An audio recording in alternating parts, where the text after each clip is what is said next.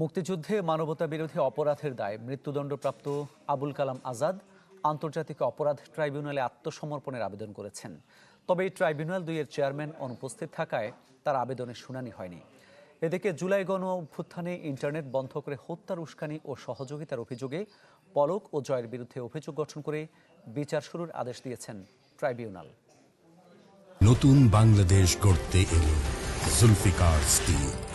Zulfikar still, ইস্পাত দৃঢ় অঙ্গীকার।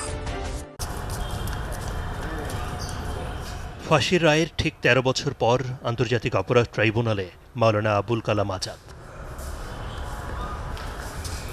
মুক্তিযুদ্ধে মানবতাবিরোধী অপরাধ মামলায় আওয়ামী লীগের মেয়াদে ট্রাইব্যুনালের প্রথম রায়ে ২০১৩ সালে দোষী সাব্যস্ত হন তিনি। তবে পলাতক ছিলেন বিচারের শুরু থেকেই। বুধবার আত্মসমর্পণ করতে এলেও ট্রাইব্যুনাল ২ এর চেয়ারম্যান অনুপস্থিত থাকায় হয়নি আবেদনের শুনানি। তাই আদালত প্রাঙ্গণ ছাড়েন আইনজীবীর সাথেই। আমাদের কাছে একটা অ্যাপ্লিকেশন এসেছে যে তিনি আত্মসমর্পণ করার জন্য আবেদন করেছেন। সেটা যখন উনি আত্মসমর্পণ করবেন তখন আমরা বলতে পারবো। যতক্ষণ পর্যন্ত এটা কোর্টে না উঠছে ততক্ষণ পর্যন্ত আমাদের কোনো কমেন্ট নেই। এদিন জুলাই হত্যার মামলায় সজীব ওয়াজেদ জয় ও সাবেক প্রতিমন্ত্রী জুনায়েদ আহমেদ পলকের বিচার শুরুর আদেশ দেন ট্রাইব্যুনাল।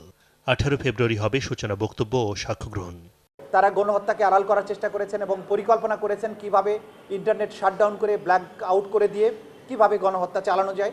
সেই দায়ে তাদের বিরুদ্ধে অভিযোগ গঠিত হয়েছে। তাদের বিরুদ্ধে প্রথম সাক্ষী উপস্থাপনের মধ্য দিয়ে এই বিচার প্রক্রিয়াটাও একটি পরিণতি পাবে।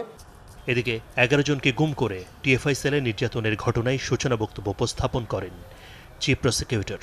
সাক্ষ্য দেন গুমের শিকার ব্যারিস্টার আহমদ বিন কাশেম। আমরা দেখলাম আজকে যে চিফটা দিয়েছেন, যে সাক্ষী, আমাদের আসামির এখানে কোনো ইনভলভমেন্ট নেই এবং তারা ইনোসেন্ট। এতটুকু পর্যন্ত বলতে পারি, যতটুকু পর্যন্ত ক্রসটা আরে চিফটা গেছে অতটুকু পর্যন্ত আমাদের কোনো এখানে ইনভলভমেন্ট নেই।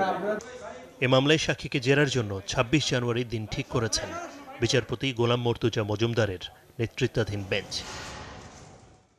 আদ্দিন সজীব, চ্যানেল 24, ঢাকা।